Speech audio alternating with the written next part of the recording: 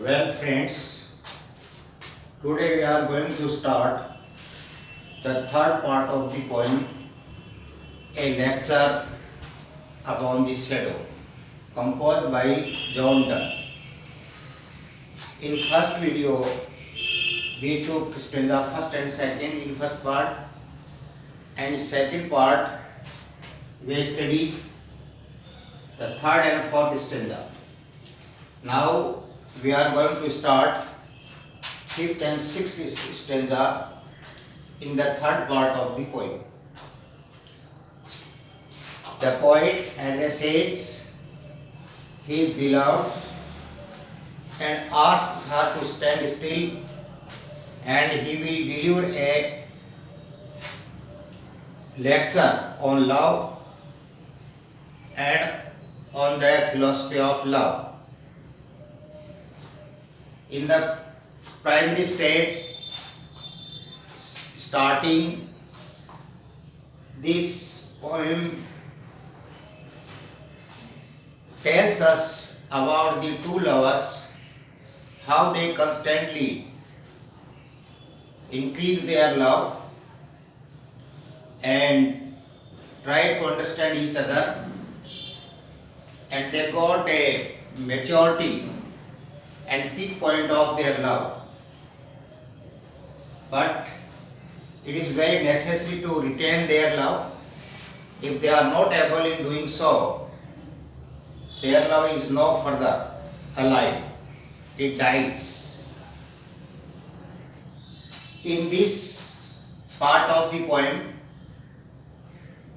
we are going to start the fifth and sixth stanza of the poem. If our loves faint and westwardly decline, देखिए पांचवें स्टेंजे की पहली line है, if our loves faint का तो होता है मुरझाना, समाप्त होना. अगर हमारा प्रेम फेंट हो जाता है, मुरझाता है, समाप्त होता है, डिक्रीज होने लगता है, एंड वेस्टवर्डली डिक्लाइन. वेस्टवर्डली का अर्थ क्या है? पश्चिम की ओर. जैसे सूर्य सुबह पूर्व में उदय होता है और वो बढ़ता चला जाता है और दोपहर में वो अपनी पीक पॉइंट पर पहुंचता है, उसी भांति दो लवर, दो प्रेमी अपने प्रेम की शुरुआत करते हैं. That is the morning time of their love affairs, and they try to understand each other, and they retains the differences between them. They shorten the differences between them and reach the peak point of their love. But it is very necessary, when they reach the peak point, they must retain it.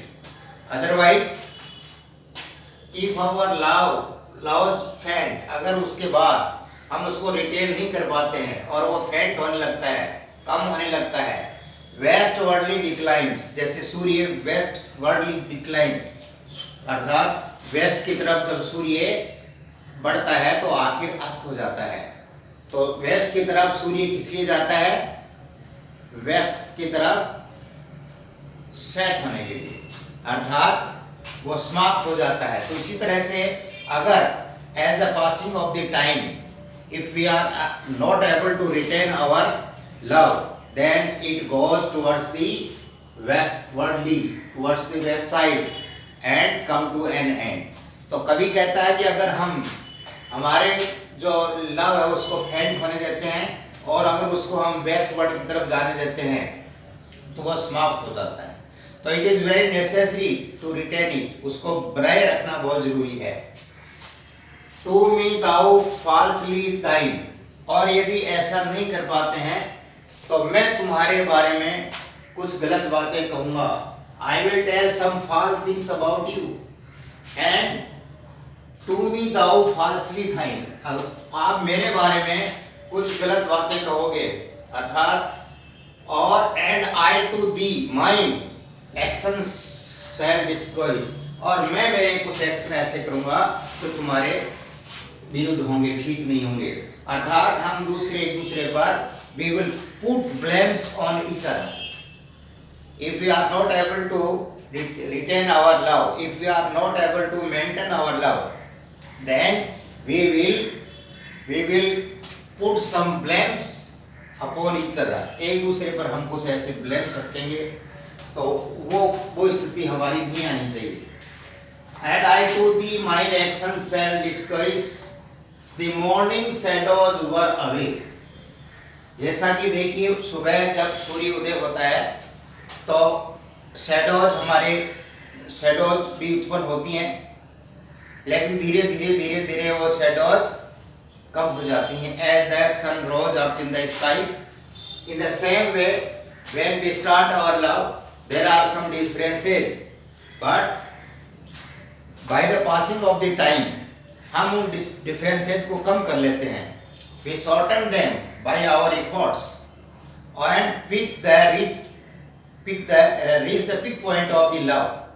लेकिन जैसे दोपहर बाद में जैसे परछाइयाँ बड़ी होने लगती हैं तो वो फिर शॉर्टन नहीं होती हैं, वो बड़ी होती चली जाती हैं और अंत में लुप्त हो जाती हैं, अर्थात अंत आ जाता है। तो in the same way we should not allow our love to the westward, अर्थात हम उसे डिक्लाइन होने के लिए अलाउ नहीं करना चाहिए। We should retain it, we should maintain it, we should keep it, उसे बनाए रखना हमारे लिए जरूरी है। The morning shadows wear away, सुबह की परछाइयाँ तो समाप्त हो जाती हैं, लेकिन these grows longer all the day, और ये जब दोपहर बाद की परछाइयाँ होती हैं वो फिर कम नहीं होती हैं। कहने का मतलब है when we attain our love at the peak point, जब हम पीक पॉइंट पर आ जाते हैं, and by the passing of the time we start to lose our love, we start to decline it, then we cannot make up it, हम उसकी पूर्ति नहीं कर सकते। जैसे शाम के समय जब परछाइयाँ बढ़ती चली जाती हैं और आखिर उनका अंत हो जाता है, उसी तरह से अगर हम अपने प्रेम को की पूर्णता प्राप्त कर लेते हैं, पीक पॉइंट प्राप्त कर लेते हैं, उसके बाद में डिफरेंसेस आते हैं, उसके बाद में मतभेद होते हैं, तो वो फिर ठीक नहीं होते, वो फिर हमारे लव का अंत कर देते हैं। तो we should not allow these things between ourselves, अर्थात the writer says to his beloved that there should be no chance to decline in their love by the passing of the time. उनको ऐसा नहीं करना चाहिए, तो क्योंकि फिर वो फिर ठीक नहीं होते हैं। बट ओ है love day is short if love decays, और कहा कि प्यार का दिन जो बहुत छोटा होता है डिके होने के लिए, इफ लव डिकेज, जब लव टूटता है तो उसका बहुत शॉर्ट टाइम लगता है। देखिए जैसे ही अगर दो प्रेमी आपस में प्रेम करते हैं तो एक लंबा समय उनको उस प्रेम को पीक पॉइंट पर पहुंचने में लगता है। दे take a long time to maintain their love, they take a long time to understand each other, and then they start to leave each other.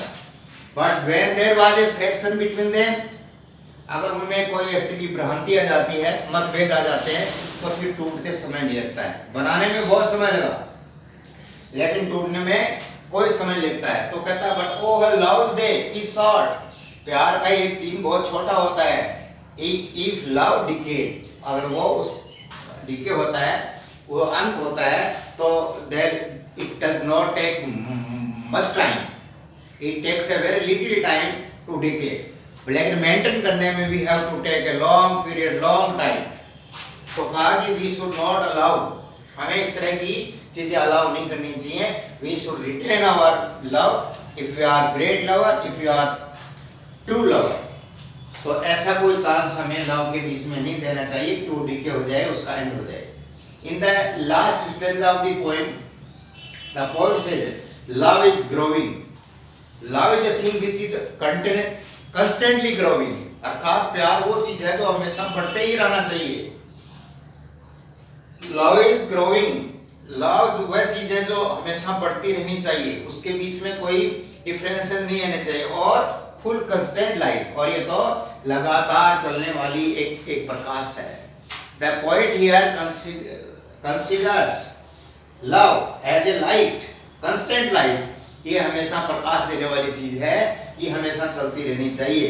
In his first minute attends his night, और and his first minute afternoon is night, और अगर इसकी first minute में हम उसको maintain नहीं कर सकते हैं तो आफ्टरनून इज नाइट, बाद में, दोपहर बाद में, अर्थात जब passage of the time, if you are not able to maintain it, if you are not able to retain it, then there is no time to decay it. After noon is night, फिर night हो जाती है। Night का मतलब है अंत हो जाना, अंधकार आ जाना, हमारे प्रेम में अंधकार आ जाता है। तो प्यार एक ऐसी चीज है जो लगातार एक प्रकाश है, और वो प्रकाश की तरह से आगे लगातार ग्रो होनी चाहिए, उसमें कभी भी अंधेरा नहीं आना चाहिए। So this is all about the poem. The poet John Donne addresses his beloved and tells the story or make a lecture to make her understand about the love. मैं सोचता हूँ ये तीनों भाग में ये पूरी कविता पूरी हो गई है। फर्स्ट, सेकंड, थर्ड पार्ट में आप इनको कंटिन्यू पढ़ेंगे तो आपके सारी चीज़ समझ में आ जाएगी। थैंक्स।